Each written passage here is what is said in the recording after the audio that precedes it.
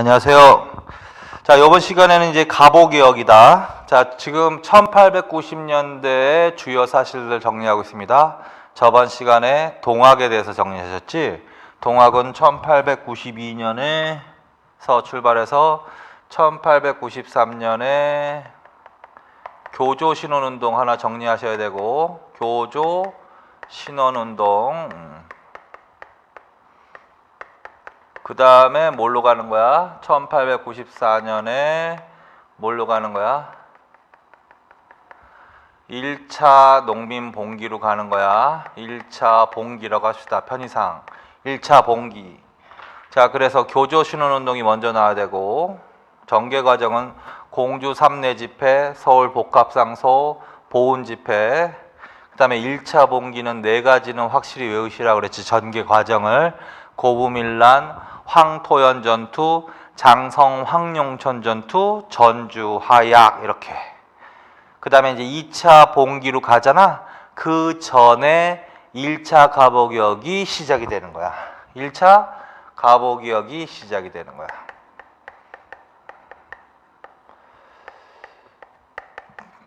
그래서 전주 화약 이후의 사실이야. 전주 화약 이후의 사실의 1차 갑오개혁에 대해서 지금 정리합시다. 그래서 388쪽 있죠? 거기 맨 위에 순서 나와 있는 거 있지? 그걸로 항상 흐름을 잡아. 거기 전주화약 줄쳐놔. 무조건 전주화약 색깔로 칠해놔.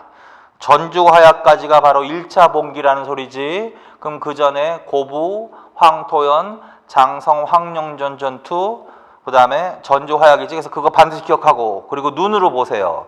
전주화약 이전에 이미 청일 양국군대가 파병이 된 거야. 눈으로 확인해. 청일 양국군대가 파병했다. 농민운동을 진압한다는 구실로.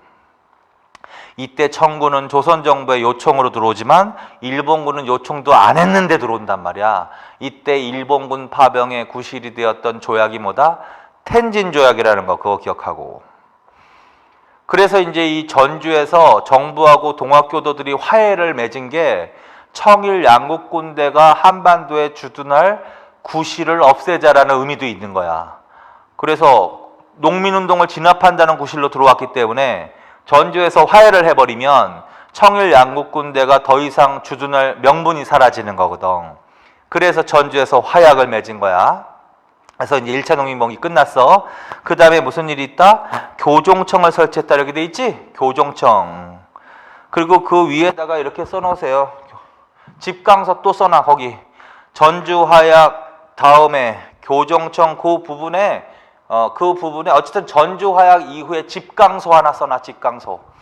그래서 전주화약 이후에 해산을 하는 거지 일단. 그래서 농민들은 전라도 지방으로 돌아가서 전라도 53개군에 집강소를 설치했다. 농민들이 설치한 민정기구다. 본부는 대도소라고 했는데 전주에 있었다.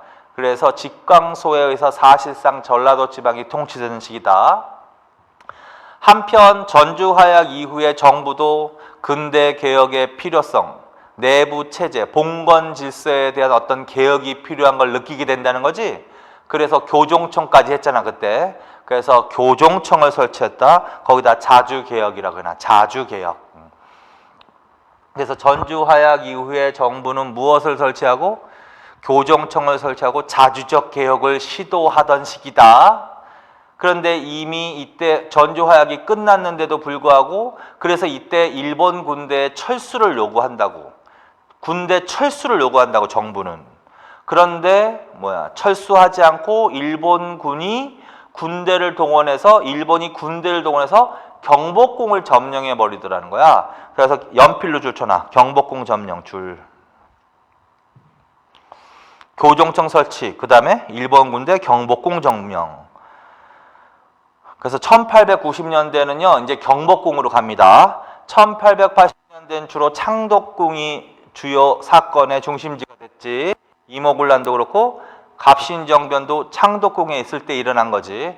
근데 1890년대는 경복궁으로 간다. 그래서 경복궁을 점령했다. 그리고 풍도해전 줄쳐놔. 연필로 줄쳐놔. 이거는 풍도해전은 청일전쟁의 스타트야. 청일전쟁의 시작이라고. 그래서 이 과정에서 1차 가보개혁이 추진되는 과정에서 무슨 전쟁도 일어난다? 청일 전쟁도 일어난다는 소리야. 일본의 기습 공격으로 일어나는 거야. 자, 그래서 청일 전쟁, 풍도 해전을 시작으로 청일 전쟁이 일어나더라. 자, 그다음에 군국 기무처 있지? 그거 색깔로 칠해놔. 군국 기무처 설치. 자, 그래서 이건 무슨 말이냐면 이제 일본이 군대로 경복궁을 장악한 강압적인 상황 하에서 일본의 강요로 이 기구가 설치되는 거야. 군국 기무처. 그래서 이 군국 기무처를 중심으로 이제 각종 개혁안이 이제 통과돼서 개혁이 스타트가 되는 거야, 실제로. 그래서 이때부터는 1차 가보개혁이라고 한다고. 그래서 지금까지 본 거는 뭘 본 겁니다. 1차 가보개혁. 2차 농민봉기, 그거 색깔로 칠해놔. 2차 봉기. 자, 그래서 그 다음에 2차 봉기, 2차 농민봉기가 있었던 거지. 2차 봉기, 색깔로 칠해놔. 그래서 요거 싹 뺀 상태에서 저번 시간에 1차 봉기하고 2차 봉기가만 본 거지. 그러면 1차 봉기, 전주화약, 그 다음에 2차 봉기, 논산 재직결, 공주 우금지전투에서 패배. 그 사이에 있었던 일이 뭐야? 그게 바로 가보개혁과 청일전쟁이란 거야. 말하자면 가보개혁과 청일전쟁. 자, 그래서 기억해. 전주화약 이후의 사실로 맞는 것은 농민은 직강소 설치, 정부는 교정청 설치, 자주개혁 시도.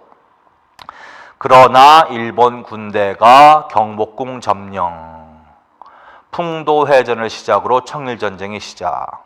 그 다음에 군국기무처도 색깔로 칠해놓으라고 했지. 군국기무처 설치, 그때부터 스타트 가보개혁. 그래서 1차 가보개혁이 시작이 되는데 1차 가보개혁은 군국기무처라는 교정청이 아니라 군국기무처라는 관청을 설치하고 군국기무처라는 관청을 설치하고 시작이 되는 거야. 그래서 군국기무처를 중심으로 개혁이 추진되었습니다. 그게 1차 가보개혁이라는 거야. 자, 그래서 1차 가보개혁이 추진되고 청일전쟁이 진행되는 과정에서 몇 차 봉기가 있었던 거야? 2차 봉기가 있었던 거야. 자, 그래서 이렇게 해놓고서 여기까지 정리합시다. 1차 가보개혁 부분으로 갑시다. 특징, 1차 가보개혁은 무엇을 설치하고 실시했다? 군국기무처, 그거 줄. 교정청이라고 하면 안 돼. 군국기무처 줄. 그 다음에 1차 김홍집 내각, 그거 줄. 1차 김홍집 내각. 김홍집을 수반으로 하는 1차 내각이라고 한다. 1차 김홍집 내각을 중심으로. 근데 1차 김홍집 내각에는 주로 어떤 애들이 포함되어 있다? 온건개화파 줄. 그리고 이때 또 누가 다시 참여한다? 대원군이 다시 참여한다. 대원군이 다시 참여한 상태에서. 요게 몇 차 개혁의 특징이다? 1차 가보개혁의 특징이다. 그래서 이런 내용이 나오면 빨리 뭐라고 알아들어야 돼? 아, 1차 가보개혁을 말하는 거구나라고 알아들으셔야 돼. 그래서 군국기무처, 1차 김홍집 내각, 주로 온건개화파 중심, 대원군 참여. 그러면 1차 개혁을 물어보는 거야. 자, 그 다음에 밑에 박정양, 김윤식, 그건 눈으로만 읽어보세요. 박정양, 김윤식, 김가진, 안경수, 유길준 등 17명이 위원으로 참여. 17명 위원 줄. 210건 개혁안 처리 줄. 뭐 숫자는 외우지 말고 여러 명이 들어간 거지 그냥. 그 약 210여 건의 개혁안이 군국기무처를 통과하는 시기란 말이에요, 이때가. 자, 그래서 여기까지. 그 다음에 이제 주요 내용, 그거 별표, 주요 내용.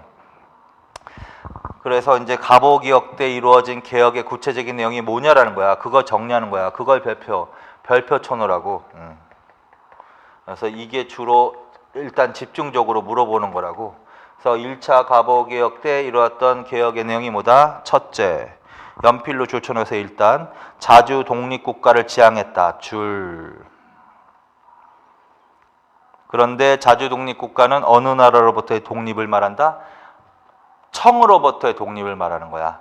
자, 일단 이건 무슨 의미가 들어가 있냐면 가보개혁도 누구의 건의가 좀 누구의 의도가 많이 반영된 거냐면 일본의 의도가 많이 반영된 거라고. 일본의 강요로 시작이 된 거라고. 그러니까 이 가보개혁의 개혁 내용도 일본의 의도대로 흘러가는 거야.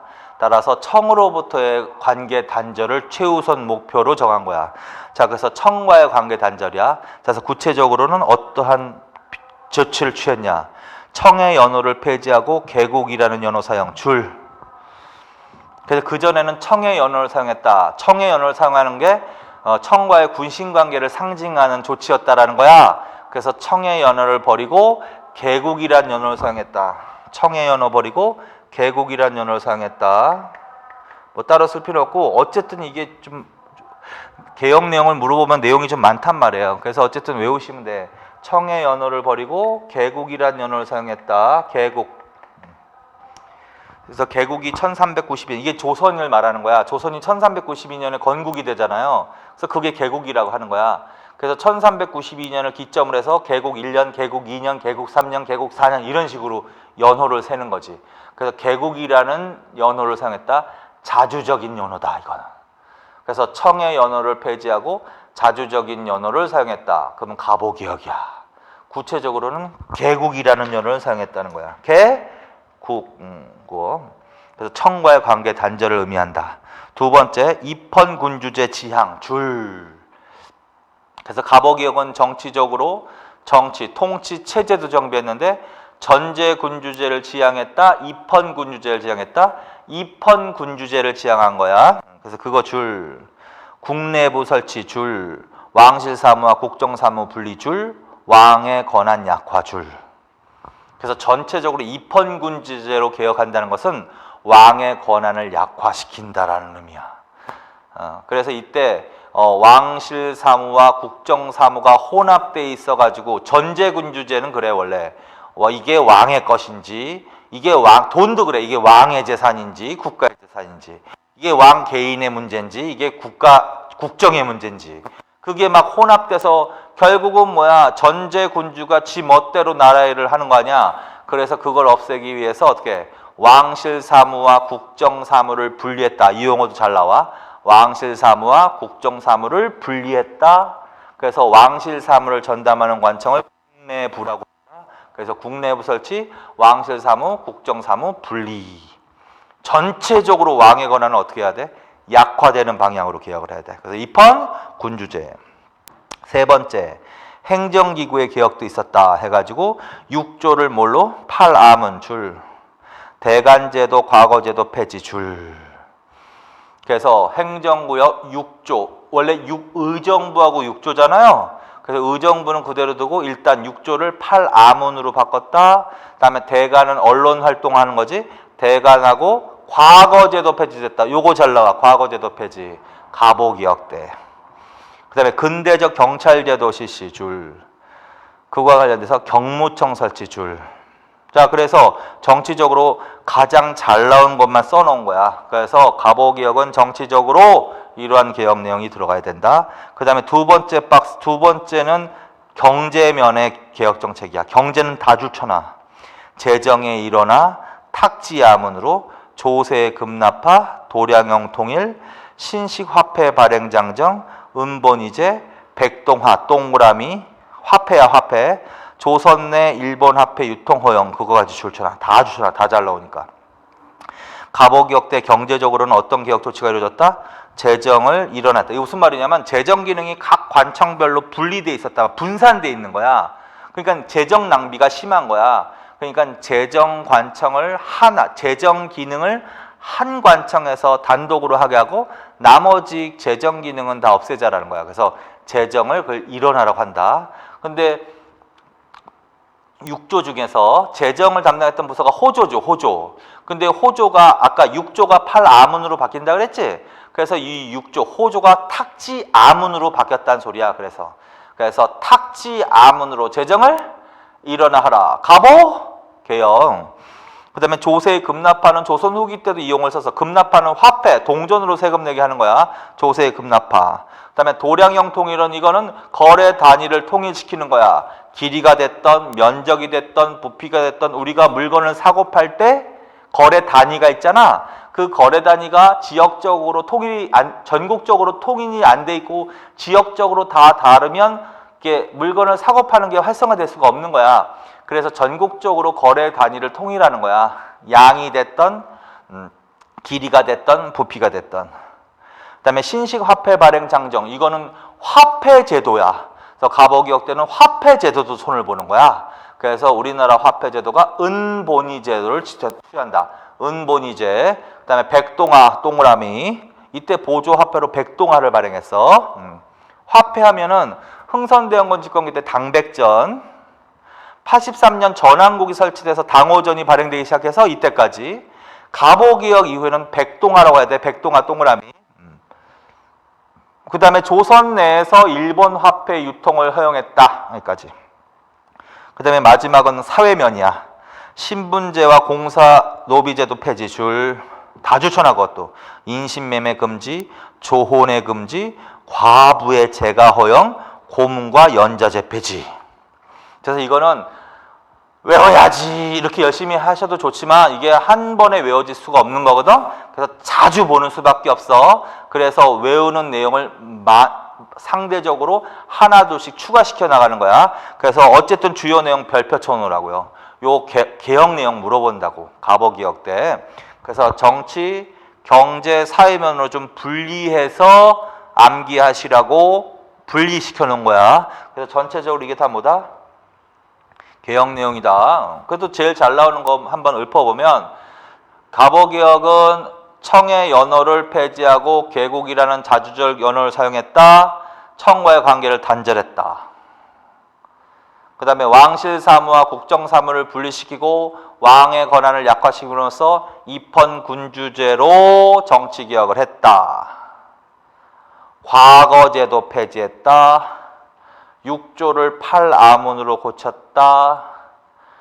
근대적 경찰제도 경무청 실시했다. 설치했다. 이런 것들이 정치면에서 가장 잘 나오는 거란 말이야. 그 다음에 경제면에서는 탁지함으로 재정기능을 일어나라. 조세 급납화, 도량형 통일, 그 다음에 신식 화폐 발행 장정이 공포되어 우리나라 화폐 제도가 은본위제, 백동화 발행, 백동화, 조선 내야, 개항장이 아니라 조선 내에서 일본 화폐 유통 허용. 다음에 사회면에서는 조선의 신분제도가 이때 완전히 법적으로 폐지되는 거야.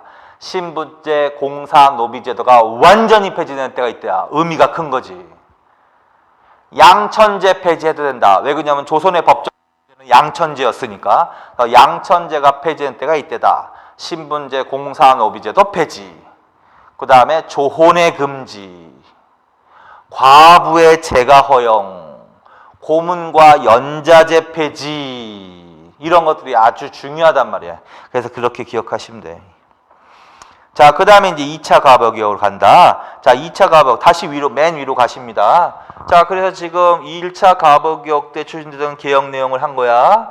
그래서 결국은 1차 봉기 이후에 1차 개혁 있지? 청일전쟁도 지금 계속, 이건 어느 한순간에 이루어지는 게 아니기 때문에 계속되고 있는 상황이라고 이해하면 되고, 그 상황에서 2차 봉기가 있었던 거지. 맞지? 2차 봉기. 그래서 결국은 다시 거꾸로 이해해. 2차 봉기는 왜 일어난 거야? 이때 이제 동학과 갑오개혁을 계기로 누구의 영향력이 확대되기 시작한 거야, 지금? 일본의 영향력이 확대되기 시작한 거지. 그 전에 일본이 경복궁을 점령하고 이런 얘기도 나오잖아. 그래서 일본을 몰아내기 위해서 일어난 운동이 2차 농민봉기라 그런 거지. 2차 농민봉기. 그래서 어디서 재집결했어? 논산에서 재집결해서 어디? 공주 우금치 전투에서 패했다 그랬지? 그러니까 다시 생각하시고, 거기다가 다시 공부하기 위해서 2차 농민봉기에다가 그거 2개 써놓으세요. 요거 논산, 그 다음에 가운데 줄, 그 다음에 우금치.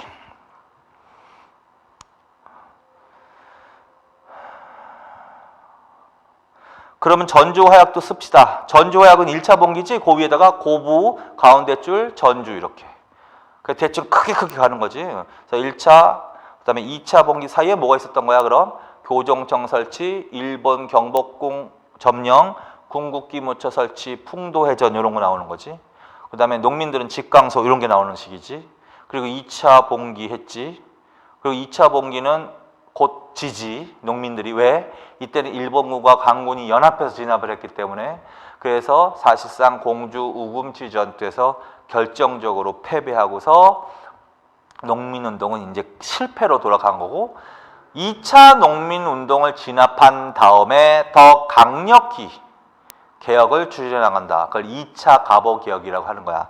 그래서 위에 2차 갑오개혁 있죠? 그거 색깔로 또 줄쳐 놓으세요.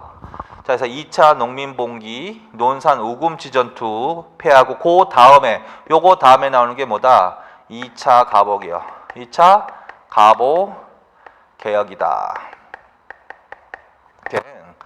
그래서 2차 갑오개혁. 그러니까 갑오개혁은 1차하고 2차로 나눠볼 수 있다고 그랬잖아. 그래서 2차 갑오개혁에 대해서 지금 하는 거야. 그럼 1차 때하고 특징이 뭐냐라는 거야. 1차 때하고 특징이 좀 차이가 있다. 자, 2차 갑오개혁을 갑시다. 궁극기무처 폐지 줄. 궁극기무처를 설치하고 궁극기무처를 통해서 그럼 1차라는 소리야. 그래서 궁극기무처를 폐지하고 폐지 줄. 그 다음에 1차 김홍집 박용효 연립내각. 그것도 좋잖아. 1차? 2차로 쓰세요. 2차. 1차가 아니라 2차지. 1차 내각은 이거 말하는 거고 이건 2차라고 써놔. 2차. 그 다음엔 2차야. 2차 갑오개혁을 주도했던 내각은 2차 김홍집. 이 사람은 항상 얼굴 마담이니까 신경 쓸 필요가 없어. 박용효 연립내각이다. 박영효 연립내각이다. 박용효를 더 신경 써야 돼. 박용효를 동그라미 쳐놔. 그 다음에 누구를 배제시켰다? 대원군을 배제시켰다. 이렇게 나왔지? 그러니까 완전히 반대잖아 지금. 그래서 이거를 감을 잡아야 돼 빨리. 왜 그러냐면요, 요새는 전체적으로 갑오개혁 전체를 물어보기도 하지만 1차 갑오개혁과 2차 개혁을 나눠서 물어보기도 하거든. 그래서 반드시 나눠서 공부를 하는 거야. 이왕 하는 거.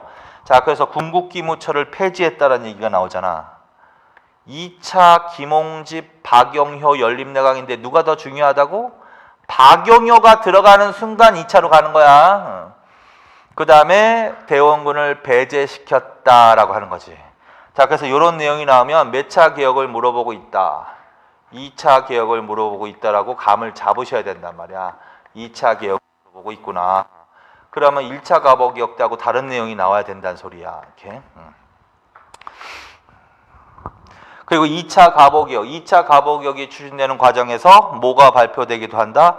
고종은 문무객관을 거느리고 종무에 나가 홍범 14조 반포. 홍범 14조 줄쳐놓으세요. 그래서 2차 갑오개혁은 계속 되는 거고 이 과정에서 뭐가 반포되기도 한다? 홍범 14조가 반포되기도 한다. 그래서 홍범 14조가 반포된 시기 하면은 갑오개혁 때라는 거야. 크게는 갑오개혁 때. 구체적으로는 좀 더 들어가면 2차 갑오개혁 때. 그럼 2차 갑오개혁을 물어보는 거지. 그리고 박용효를 반드시 기억하라고. 그 다음에 조금 설명하면 박용효는 갑신정변을 주도했던 사람이야. 급진기아파. 실패로 돌아가면서 일본으로 망명가했던 사람이야. 그러다가 이때 개혁을 더 강력하게 추진하기 위해서 박용효를 참여시킨 거야. 그래서 사실상 2차 갑오개혁을 주도했던 사람이 이 박용효라고. 그러니까 박용효를 동그라미 쳐놓으시라고. 그래서 아까 이런 얘기가 나왔지. 여기에 속한 사람들은 그냥 대충 크게 읽고 여기에 사람이 나왔잖아. 아까 박용효가 나오면 안 돼. 박용효가 나왔다는 소리는 결국 2차라는 소리야. 그래서 눈으로 읽고 이때는 사실상 대부분이 온건개화파 위주였다고. 온건개화파 위주로 개혁이 추진되어 나가던 시기란 말이야. 근데 이때는 주로 온건개화파가 아니라 김홍집은 온건개화파야. 온건개화파지만 박용효는 급진개화파거든. 그래서 급진개화파가 참여해서 하면 또 2차를 물어보는 거지. 그 사람 반드시 기억하라고. 박용효를 반드시 기억하라고. 거기다 한 사람 더 써놔. 서광범도 들어가. 박용효, 서광범. 근데 이제 박용효가 주도했던 사람이야. 자, 그래서 이런 내용이 나오면 1차, 이런 내용이 나오면 2차라는 거지. 그리고 이때 실시됐던 개혁 있지? 그래서 2차 개혁의 내용이 뭐냐? 2차 개혁의 내용이 더 내용적으로 적거든요. 그걸 더 확실히 외워놔. 그래서 2차 개혁의 특징이 뭐다? 첫째, 의정부와 파라문을 내각과 칠부로 변경했다. 내각과 칠부 줄. 이때는 이제 의정부와 6조 중에서 6조를 8아문으로 이때 바꿨지. 6조를 8아문으로 바꿨다면 이때는 의정부도 내각이라고 바꾸고 암은도 7부로 바꿨다는 거야. 그래서 내각과 7부 주초나. 그래서 내각은 의정부가 바뀐 거, 7부는 6조가 바뀐 거. 순서상으로 하면 6조가 8암은 1차, 2차 7부. 두 번째, 9년제도 폐지 줄, 전국을 23부, 337개 군출. 지방행정제도도 개혁한다. 자, 이때를 결론 23부 줄 쳐놔. 동그라미 쳐놔. 9년제도 폐지했다. 23부를 설치했다. 근데 23부가 뭐가 바뀐 것이다? 8도가 바뀐 것이다. 8도가 바뀐 거야. 이거 조선의 지방행정구역 맞죠? 그래서 조선의 지방행정구역이 8도 체제잖아. 그래서 8도가 23부로 변경되는 때가 어느 때다? 가보기역 때다. 그래서 크게 문장 읽고 9년제도 폐지, 23부, 337개 군, 2차 가보기역이야. 그리고 23부는 동그라미 쳐놔. 그리고 그건 더 외워. 23부. 8도가 23부로 2차 기역대. 세 번째, 지방관에 관한 축소 줄. 군사권과 사법권 배제 줄. 그래서 지방행정구역도 개편했고 지방관의 권한도 축소했다. 지방관의 권한도 축소했다. 그래서 행정권만 남겨놓고 군사권하고 사법권은 배제시켜버린 거야. 자, 그 다음에 사법권을 행정권으로부터 분리하여 재판소 설치. 그것도 주셔놔. 그것도 잘 나오는 거야. 자, 조선시대에 행정권과 사법권은 미분화돼 있었다고, 결합돼 있었다고. 근데 행정권으로부터 사법권을 분리시키는 때가 어느 때다? 가보기역 때다. 그래서 사법권 분리, 행정권으로부터 독립해도 되지 뭐. 그래서 뭘 설치? 재판소 설치. 그래서 무슨 재판소가 설치되었다. 이런 얘기가 나오면 이거 재판소 설치구나. 사법권 분리한 거 말하구나. 이거 뭐 2차 가보기역이다. 자, 그 다음에 이제 군제 개편. 훈련대, 시위대 줄. 군사제도의 개편도 있었는데 무엇을 설치했다? 이때는 뭐가 나와야 된다? 훈련대, 시위대가 나와야 돼. 훈련대, 이거 반드시 외우세요. 훈련대, 시위대, 이계대대 설치하는데 그쳤다. 훈련대, 시위대, 이계대대 설치하는데 그쳤다. 요것도 2차 가보개혁. 그 다음에 마지막으로 거기 밑에 관세사하고 징세서는 줄만 쳐놔. 그냥 줄만 쳐놓고 교육 입국 조서 있죠? 그것도 줄쳐놓으세요. 자, 2차 가보개혁 때 또 뭐가 발표된다? 교육 입국 조서라는 게 발표된다. 마지막으로 이제 교육 입국 조서라는 게 발표된다. 그것도 줄쳐놔. 그래서 이것도 사료지문은 굉장히 잘 나오는 거야. 그래서 교육 입국 조서 이렇게. 그리고 반드시 근대사 부분에 특히 더 사료지문을 더 잘 읽어보셔야 돼. 사료지문 반드시 이거 동학부터 해가지고 흥선대원부터 해가지고 계속 사료지문이 나올 거야. 그래서 요 정도를 더 의도적으로 좀 외워두세요. 의도적으로. 자, 요거 하나, 둘, 셋, 넷, 5개 정도는 확실히 외워. 요건 몇 차 가보기역이라고 해야 돼? 2차 가보기역을 해야 돼. 그럼 예를 들어서 이렇게 나왔어. 순서 받는 문제가 나왔다. 과거 제도가 폐지됐다. 이게 하나 나왔어. 그 다음에 23부가 설치되었다. 요거 두 개를 주고도 순서를 바로잡을 수 있다라는 거야. 그러니까 요게 먼저지 1차 가보기역 때니까. 그러니까 그런 식으로. 그래서 요새 어려운 게 전체적으로 가보기역을 물어볼 수도 있지만 통으로. 그러면 다른 하고 비교. 가보기역이면 맨 처음부터 구분하지는 마. 가보기역이면 갑신정변 때 요구한 거냐, 아니면 동학이냐, 아니면 나중에 을미기역 때냐, 그런 거하고 전체적으로 비교하는 거니까 그때는 나누지 않아도 되지. 그런데 가보기역을 물어본 것 같은데 가보기역 때 개혁 내용으로 2개나 나왔어. 그러면 그거는 1, 2차를 구분해서 물어보는 거란 말이야. 자, 그래서 1차는 너무 많으니까 열심히 그냥 읽고 중요한 거 위주로 하고 2차를 더 확실히 외우십시오. 5개 정도는 확실하게. 이거는 2차 가보기역으로 가는 거야. 자, 그래서 거기까지. 자, 그래서 여기까지가 좀 복잡하긴 하지? 자, 그래서 요게 순서로대로 된 거야. 교조 신원운동이 먼저지. 그 다음에 뭘로 가는 거야? 1차 농민봉기로 가는 거지. 고부, 황토연, 장성, 황룡천 전투, 그 다음에 전주화야. 그 다음에 1차 갑오개혁의 전개 과정과 청일전쟁 부분으로 가는 거지. 전주화약 이후에 교정청 설치, 일본군이 경복궁 점령, 그 다음에 궁극기무처 설치, 풍도해전 이런 게 들어가 있는 거야. 그 다음에 2차 봉기로 가는 거지. 논산에서 재직결, 공주 우금치 전투, 그 다음에 뭘로 가는 거야? 2차 갑오개혁으로 가는 거야.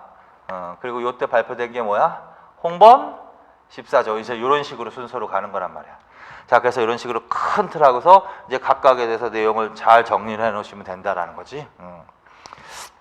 자, 그래서 좀 복잡하지만 복잡할수록 차분히 반복적으로 정리가 될 때까지 자주 보셔야 된단 말이야. 그러면 정리가 되는 순간이 있어. 자, 그래서 한두 번 봐서는 안 된다. 거기까지. 자, 그래서 거기까지 하고서 이제 평가 부분으로 갑시다. 평가. 자, 갑오개혁을 평가해 보니까 무슨 성격과 무슨 성격을 다 갖고 있다? 타율적 성격도 있고 자율적 성격도 있다. 타율적 성격이란 일본의 강요라는 거야. 일본의 강요로 이루어진 개혁이었다라는 거야. 갑오개혁은. 따라서 일본의 의도가 많이 들어가 있다라는 거야. 1차에서는 오도리 일본 공사 말하는 거야. 갑신정변은 일본 다케조에가 지원한 거고 1차 갑오개혁 때는 오도리 공사라고 해. 2차 갑오개혁 때는 이노우에라고 해. 그래서 그것도 각각 줄쳐놔. 그래서 개혁 내용 면에서도 일본의 의도가 많이 반영되었다. 그래서 특히 군사제도의 개혁은 이루어지지 않았다. 그거 줄쳐놔.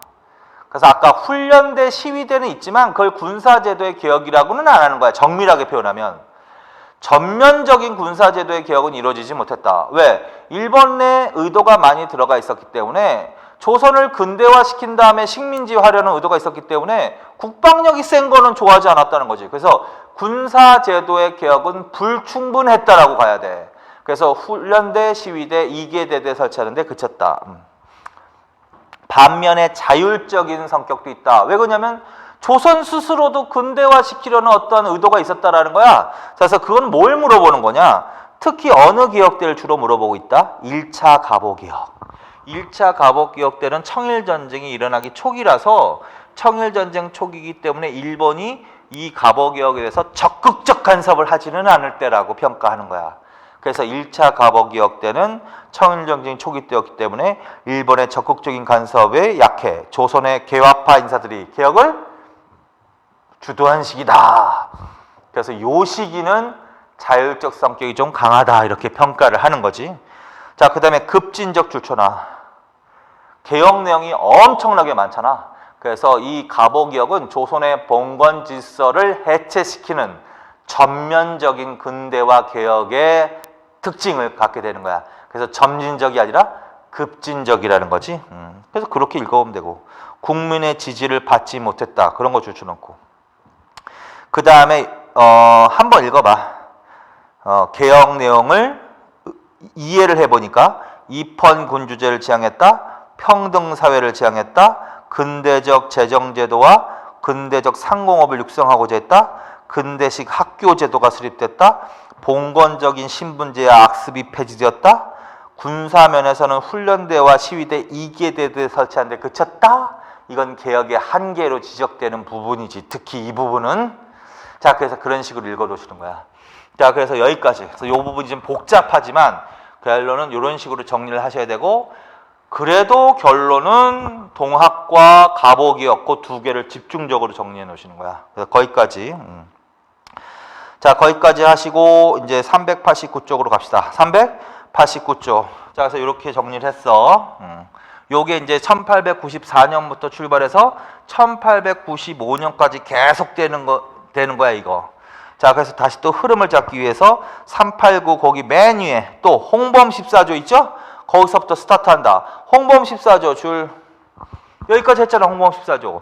홍범 14조. 그래서 무슨 개혁이 추진되고 있는 시기다 이때가 2차 갑오개혁이 추진되고 있는 시기다 이때. 그래서 홍범 14조가 발표되기도 했다. 홍범 14조는 최초의 근대 성문헌법 줄 국정개혁의 기본 강령 줄 그거를 공포한 거야 고종이. 그리고 밑에 읽어. 홍범 14조 국정개혁의 기본 방향. 고종은 문무백관을 거느리고 종묘에 나가 국정개혁의 기본 방향을 제시. 거기까지 줄 연필로. 그럼 알아들어야 돼. 아, 이거 홍범 14조구나. 밑에 자주독립부터 끝까지. 홍범 14조에는 어떤 내용이 들어있다? 자주독립, 행정사무, 국가재정, 교육장려, 관리 임용, 민권보장 등을 규정한 국정개혁의 기본 강령을 뭐라 그런다? 홍범 14조. 그래서 개념 정도만 파악을 해. 다시 위로 가세요. 자, 위로 가십시오. 바로 위로 가셔. 그래가지고 홍범 14조를 발표하고 2차 개혁이 한편 추진된 과정이야. 그러다가 이제 청일전쟁이 끝난다고. 청일전쟁이 끝난다. 그래서 청일전쟁이 일본의 승리로 끝나. 읽어. 청일전쟁 일본의 승리로. 그래서 1894년 일본의 기습 공격으로 시작된 청일전쟁이 1895년에 끝난다고. 1895년에 끝난다고. 그리고 일본의 승리로 끝났고, 그리고 일본이 이 조약을 계기로 요동반도 등을 차지했다. 이렇게. 그래서 이 조약이 시모노세키 조약이다. 시모노세키 조약이 체결됩니다. 그것도 줄쳐놓으세요. 시모노세키 조약. 그래서 이거는 청일전쟁의 결과로 청과 일본이 맺은 조약이야. 그리고 일본이 승리했으니까 이제 한반도에서 청나라를 완전히 배제시켜버린 거야. 그리고 전쟁에서 승리한 일본이 요동반도 등을 빼앗는다고. 그러면 이제 시모노세키 조약은 결국은 일본의 입지가 강화된 사건이지. 청일전쟁. 그래서 이모군란 이후부터 요 시기 전까지는 청의 영향력이 강화되는 시기라면 동학, 갑오개혁, 청일전쟁을 거치면서는 일본의 영향력이 강화되고 결국은 청일전쟁에서 일본이 승리함으로써 청나라를 조선에서 완전히 배제시켜버린 거란 말이야. 그래서 이제 혼자 한반도를 독점적으로 먹으려고 하는 시기란 말이야. 근데 그 시모노세키 조약 체결 다음에 이 사건이 터지면서 일본의 입지가 또 약화되는 사건이 발생한다고. 그거를 삼국간섭이라고 하는 거야. 삼국간섭도 줄. 러블독 줄. 일본의 요동반도 등을 반환하도록 외교적 압력 줄. 이게 삼국간섭이라고 하는 거야. 자, 그래서 일본의 기세가 올라갔는데 그 다음에 뭐가 터져? 1895년에 삼국간섭이 터지는 거야. 삼국간섭이 터진다. 삼국간섭은 어떠한 사건이다? 삼국이 간섭을 한 거야. 어느 나라다? 러시아, 불란서, 독일 세 나라가 시모노세키 조약에서 일본이 요동반도 등을 차지했잖아요. 그걸 반환하도록 압력을 넣은 사건이야. 외교적 압력을 넣은 사건. 그래서 결론은 삼국간섭으로 일본이 굴복을 한다고. 체면을 많이 깎이는 거지. 일본이 굴복한다고. 굴복. 그래서 삼국간섭이란 러시아, 불란서, 독일이 삼국이 연합해서 일본에 외교적 압력을 넣어서 일본이 굴복한 사건. 이걸 삼국간섭이라고 한다. 그래서 이 삼국간섭으로 인해서 나타나는 결과가 영향이 뭐냐? 러시아와 일본 간의 갈등이 이제 이때부터 본격화되기 시작하는 거야. 러시아와 일본의 갈등. 삼국간섭으로 이득을 얻은 나라는 러시아지. 그러니까 러시아의 입지가 올라가고 일본의 입지가 약화되는 사건이야. 근데 한편으로 이 당시에는 2차 갑오개혁이 추진되는 과정이었거든. 박영렬 중심으로. 그래서 이때 삼국간섭으로 러시아의 입지가 강화되면서 조선 정부가 또 그런 생각을 하는 거야. 이 당시에는 일본을 견제할 필요가 있었겠지. 일본이 너무 영향력을 확대하니까. 그래서 삼국간섭 이후에 정부는 일본을 견제하기 위해서 러시아를 끌어들이려는 의도가 있었던 거야. 갑신정변 이후, 80년대 갑신정변 이후에 있었던 상황하고 비슷한 거지. 그때는 청의 영향력이 강할 때니까 청을 견제하기 위해서 러시아를 끌어들이려고 한 거고, 지금은 일본의 영향력이 강화되니까 일본을 견제하기 위해서 러시아 세력을 끌어들이려고 했던 경향이 이때 또 나타난다. 그래서 실제로 친러 내각이 들어선다. 2차 갑오개혁을 주도했던 박용효가 실각을 한다고. 2차 내각이 무너져. 2차 갑오개혁을 주도했던 2차 내각이 무너지고 박용효가 권력을 잃는다고. 그래서 그런 일을 한 거야. 그리고 3차 친러 친미 내각 수립, 그거 좋잖아.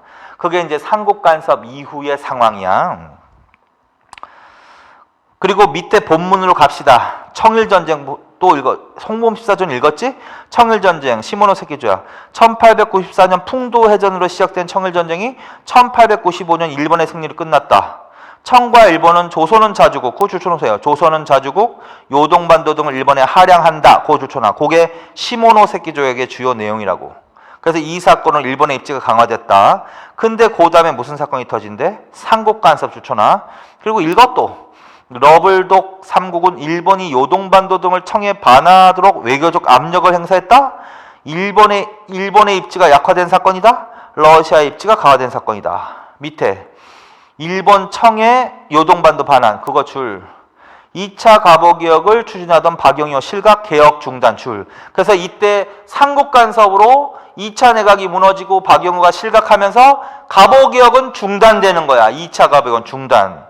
그리고 3차 친러 내각 수립 줄쳐놔. 3차 그것도 3차 친러 내각. 그래서 김홍집, 이범진, 이완용, 박정양 등 줄. 그래서 3차 이때는 당연히 친러 내각이 되겠지. 왜? 삼국간섭 이후니까. 자, 그래서 거기까지. 그래서 지금 여기까지가 결국은 뭐의 배경이 되는 거야? 을미사변과 을미개혁의 배경이 되는 거야. 그래서 을미사변 별표. 자, 위로 갑시다. 맨 위로 가. 을미사변과 3차 개혁 있지? 그거 줄쳐놔. 그거 색깔로 줄쳐놔. 색깔로. 자, 그래서 을미 1895년에 뭐가 일어나냐면 을미사변이 발생한다고. 1895년에 을미사변이 발생한다고. 그리고 을미사변 이후의 개혁을 을미개혁이라고 한다. 근데 그 3차 개혁이라 한 이유는 아까 을미개혁을 3차 갑오개혁이라고 한다고도 했죠. 그래서 그런 얘기야. 그래서 을미사변 이후에 실시된 개혁은 을미개혁 내지는 3차 갑오개혁이라고 한다. 그래서 여기까지. 요거를 지금 정리해 놓는 건데 요거 오기 전에 직전의 상황이 이거라는 거야. 삼국 간섭으로 일본의 입지가 약화되고 러시아의 입지가 강화되었다. 2차 내각이 무너지고 갑오개혁은 중단되고 3차 친러 내각이 들어섰다. 3차 친러 내각이 들어섰다. 그래서 열세를 만회하기 위해서 일본이 을미사변을 일으키다라는 거야. 을미사변을 일으킨다. 그래서 지금 이렇게 나열했지만 요거를 여기까지 삼국간섭까지를 어디다 껴야 돼? 요 을미사변, 을미개혁 전에다 껴야 된단 말이야. 자, 그래서 그걸 순서대로 지금 본 거죠. 그래서 그 머릿속으로 기억해. 삼국간섭 그거 별표 쳐놓고 을미사변 3차 개혁 있지? 그거 별표 쳐놓고 그 부분을 집중적으로 특히 더 정리를 해놔야 돼. 그리고 을미사변에 대해서 정리하는 거야. 그거 별표 쳐놔. 자, 을미사변은 무슨 사건이다? 명성황후 시해 사건이라고. 그래서 일본이 삼국간섭 이후에 입지가 약화됐잖아. 그래서 결국은 자신의 입지를 만회하기 위해서 3차 친러 내각을 무너뜨리기 위해서 삼국간섭 이후에 중단되었던 갑오개혁을 다시 추진하기 위해서 일으킨 사건이야. 그래서 명성황후 시해 사건. 누가 일으켰다? 일본 미우라 공사 줄. 미우라 공사가 일으킨 거야. 어디를 군대를 동원해서 경복궁, 건천궁, 옥호루 줄. 거기가 바로 비운의 장소야. 경복궁, 건천궁, 옥호루. 거기가 명성황후 시해 장소라고요.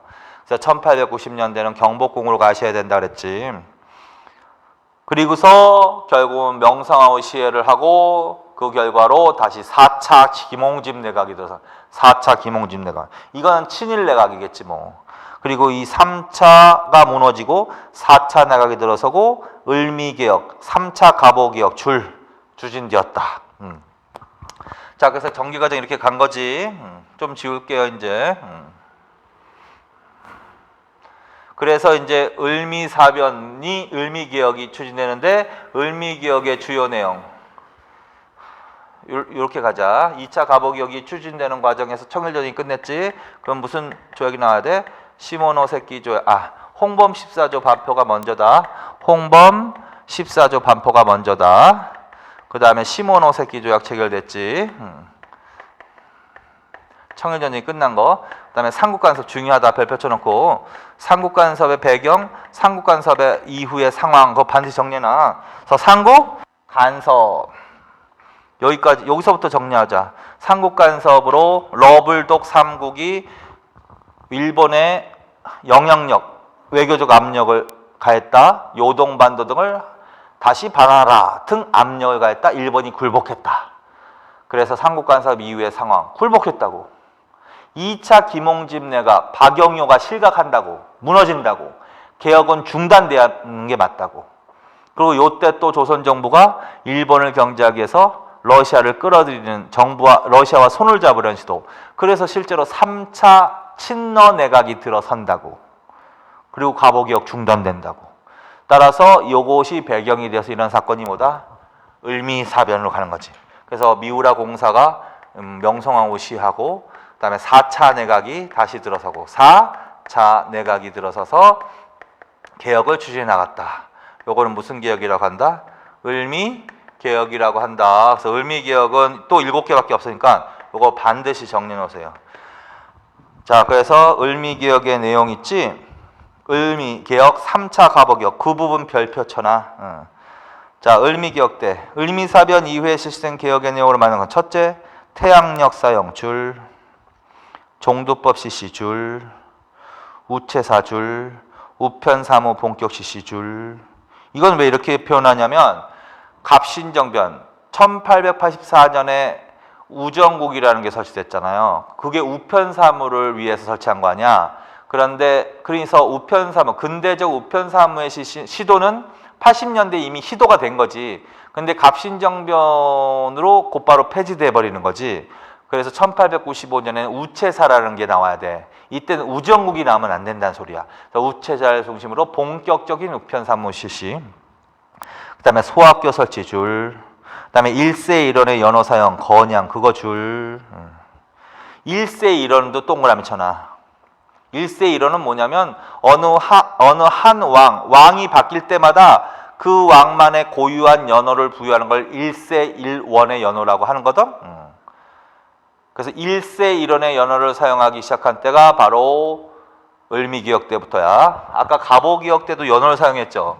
1차 갑오개혁 때도 연호를 사용했지. 이때 이제 청의 연호를 폐지하고 청의 연호를 사용하지 않고 폐지하고 개국이란 연호를 사용했다 그랬지. 근데 이 개국은 왕이 바뀌는 거와 상관이 없어. 이거는 1세 1원의 연호라고 하지는 않아. 자, 그래서 개국이란 연호, 물론 자주적인 연호이긴 하지. 자주적인 연호이긴 하나 이걸 1세 1원의 연호라고 하진 않는다. 그런데 이때부터 시작한 건양 있지? 건양은 이걸 1세 1원의 연호라고 하는 거야. 이거는 1세 1원의 연호. 그래서 1세 1원의 연호를 사용했다. 그럼 을미개혁으로 가는 거야. 그리고 구체적으로는 뭘 사용했다? 건양이야. 그러나 어쨌든 단순무식하게 개국이라는 연호 사용했다. 갑오개혁. 건양이라는 연호 사용했다. 을미개혁. 그래서 그거 줄쳐놓고, 자, 그 다음에 군제 개편도 줄쳐놔. 자, 이때는 군사제도의 개혁이 불충분했다고. 그래서 훈련대, 시위대, 이계 대대 설치하는데 그쳤다고. 훈시. 훈련대, 시위대. 근데 이때는 군사제도 개편을 한다고. 그래서 이때는 중앙군, 지방군으로 나눠서 중앙군 줄쳐놔. 중앙, 그 다음에 지방 줄쳐놔. 그래서 중앙군으로 친위대, 지방군으로 진위대. 그래서 친진 이렇게 외우세요. 훈시, 훈련대하고 시위대 설치했다. 그러면 갑오개혁을 하는 거야. 중앙에 진위대, 지방에 진위대 설치했다. 이렇게 중앙에 진위대, 지방에 진위대. 그러면 을미개혁으로 가는 거야. 자, 그 다음에 마지막으로 단발령, 그것도 줄쳐놔. 단발령은 상투자료라는 건데 단발령은 특히 누구의 반발이 심했다? 유생들의 반발이 특히 심했다. 무업봉기의 원인이 되기도 한다. 의병봉기, 그 을미의병이라고 하는 거야. 신체발부 수지부모 불감해상이 효지시야. 목은 자를 수 있으나 머리는 자를 수 없다. 그거 다 줄쳐놓으세요. 그거 사로집어 나올 수도 있는 거지. 신체발부 수지부모 불감해상이 효지시야. 이거 무슨 뜻이다? 이건 뭐 중고등학교 때 학교 때 배우는 거지. 우리의 신체는 부모로부터 받은 거라고. 따라서 감히 훼손하지 않는 거, 불감해상, 훼손하지 않는 게 효도의 시작이다. 이런 얘기를 하는 거야. 그래서 우리의 신체, 모든 신체 부분은 부모로부터 받았으니까 훼손하지 않는 것이 효도의 시작인데 머리를 자를 수 없다라는 거지, 머리카락을. 그 다음에 목은 잘라도 머리카락은 자를 수 없다. 그러면 단발형의 반발한 문구구나라는 걸 알아들으셔야 돼. 그러면 요거 문제가 나오면 개혁을 물어보면 무슨 개혁을 물어보는 거야? 을미 개혁을 물어보는 거죠. 그래서 다시 태양력, 종두법, 소학교, 우체사, 우편사무, 그 다음에 일세 일원의 연호, 건양, 그 다음에 중앙의 진위대, 지방의 진위대, 단발령. 그래서 요 세 개는 별표 쳐놓고 여기까지. 자, 그래서 이제 지금까지 요번 시간에 하신 것은 주로 무엇에 대해서 했습니다. 가보개혁에 대해서 한 거야. 그래서 가보개혁, 일단은 가보개혁과 을미개혁으로 나누시고, 그러나 을미개혁도 만약에 3차 가보개혁하면 을미개혁을 물어보는 거라는 것만 알아두시면 돼. 자, 그래서 요 두 부분을 정리해 놓으시면 돼. 자, 요번 시간은 여기까지 하겠습니다. 수고하셨습니다.